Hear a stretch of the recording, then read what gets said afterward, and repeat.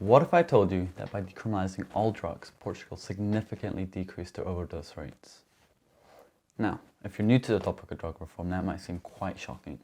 But if you've done a bit of research, this might be something you're a bit more familiar with.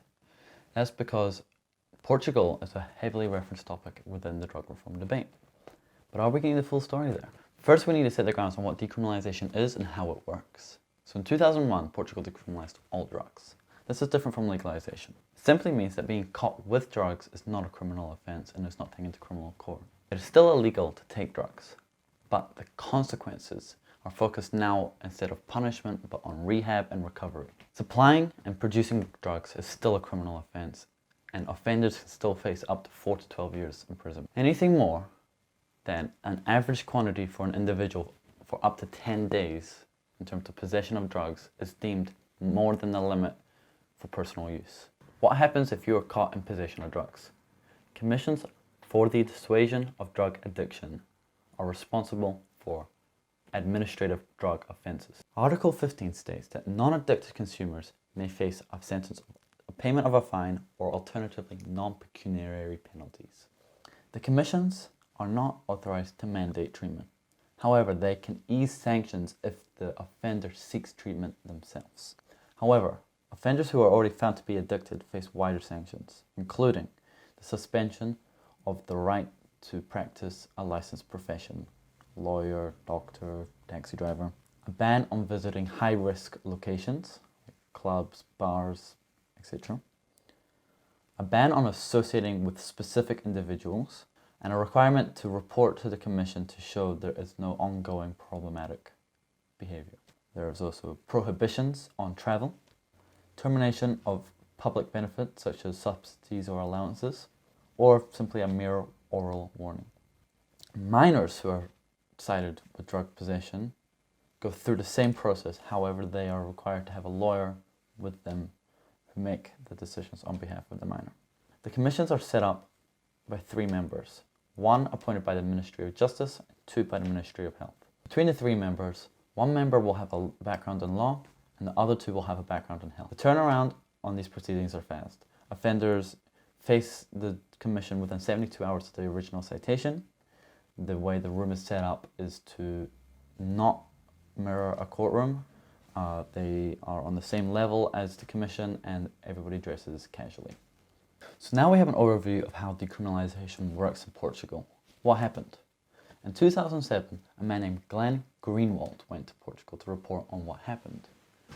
In the article I referenced as the Cato report, he outlines 1, how it all works, and 2, the recent data findings on the consequences of reform. Greenwald's conclusion was that it was a great success. However, since the release of that paper, there's been more papers coming out referencing other data sets that show a different story. Manuel Pinto released another paper, debunking the claims of Greenwald, providing contradictory data where Greenwald claimed there are successes. But there's a third paper, the Kent University paper. This one's just come out a few years ago, and it looks at the sources that Cato used and Manuel Pinto used, looks at the wider picture and points out where both parties manipulated and cherry-picked data to support their own arguments. Like any topic, it's not black and white. However, Cato would obviously call it a success and Pinto call it a failure. The truth lies somewhere in the middle. I highly recommend you seek out this paper and read it in full to get a better understanding, but I will cover the main points in this video. Greenwald reported that lifetime cannabis use went from 10.2 to 6.6% for 7th to 8th, 9th graders, and from 25% to 18% for kids in the 10th, 12th grade. Whereas Pinto suggested that there was a significant rise in every drug category from 1998 to 2002 after drug reform, citing that cannabis actually had a rate of 150%. Whereas Kent University outlined the problems being threefold. There's evidence to support both Pinto's claims and Greenwald's claims of a decrease and increase. The problem is threefold. First, 4 datasets have evolved for collecting information on drug use among school students in Portugal, but Greenwald only used INME data and Pinto only used HSBC data. Each thus afforded a different but partial picture. According to the longest and arguably most reliable dataset collected on school drug patterns in Portugal, ESPAD, lifetime cannabis use increased at the time of drug reform by 60%, but not 142% as Pinto suggested. According to Grenwald, INME data, there was a 27 to 30% reduction in lifetime cannabis. However, all other data sets suggest only a 16% reduction. So yes, increases in areas, decreases in other areas, not black and white. Third, neither Pinto nor Grenwald took into account the trends in recent cannabis use. Yet this data indicates a sizable post-reform decline.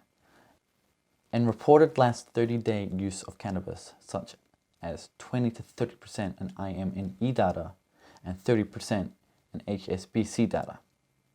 Incorporating these data indicates that a moderate rise in reported lifetime cannabis use at around the time of reform predominantly was short-term, experimental use, which subsided in the following years after reform. Looking at overdose deaths, Grenwald claimed that from pre-reform 1999 to 2006, there was a decrease in drug-related deaths, going from close to 400 down to 290, as seen here. However, he also mentions that this is in spite of increased toxicology reporting, and that in that time frame, rates of testing to identify drug-related deaths actually increased, and despite of that, these numbers decreased. Unsurprisingly, Manuel Pinto reported the opposite. Pinto claims that in 2007, the number of deceased individuals that tested positive for drugs at the Portuguese Institute of Forensic Medicine was 314, which represented a 45% raise since the previous year of 216. This represents the highest number since 2001, roughly 1 death per day, therefore reinforcing the growth of the rise of drug trend since 2005. Kent University again attempts to paint a clearer picture. Kent University paper again shows that how both Pinto and Grenwald were correct when looking at their data sets, but only cherry-picking specific areas. Kent University paper shows that Pinto and Grenwald were correct when looking at their data sets, but again, only cherry-picking parts that supported their argument. Quote, there was, as Pinto reported, a substantial raise in recent years, particularly from 2006 to 2007. Data that were included by Grenwald for discussions of drug use but happened to exclude for deaths. But rates were also, as Grenwald reported, much lower than pre-decriminalization days. This is due to Pinto looking at short-term data and Grenwald looking at data over a longer period of time. The biggest red flag in this data is that overdose data has only become available since 2010. And until then, the primary indicator of drug-related deaths was involved a positive post-mortem toxicology test for the presence of illicit substance. As Kent points out, first, as noted by Grenwald, it is responsive to changes in recording practices, such as the number of toxicology autopsies. Second, it is only a direct indicator of attribute to death. Many people are found to have traces of drugs in their body when they died, but that does not mean the drug caused their death. It is clear that both Manuel Pinto and Glenn Greenwald cherry-picked data to support their own arguments. It is a much more nuanced argument than reform is good or reform is bad. We need to be able to trust our scientific literature to inform our own decisions when it comes to drug reform. Nobody wins when people misuse data to support their arguments if their arguments are based in misused data. If we want the best for our society, we need to be able to trust our sources and use scientific data to progress our drug reform. Now let's look at data coming straight out of Portugal's European Monitoring Centre for Drugs and Drug Addiction to see what the numbers are like now in Portugal. Looking at the overdose data, it seems to fluctuate year on year. However, there's a particularly alarming rate between 2011 and 2015, though it is followed shortly in 2016 with a decrease.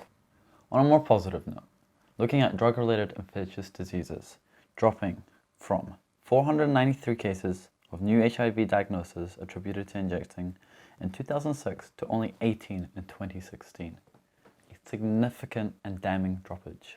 The thing that probably caught your eye is the 0% on amphetamines being reported by young users. A shocking number. However, sewage analysis does support this based on the levels of illicit drugs and their metabolites found in the wastewater.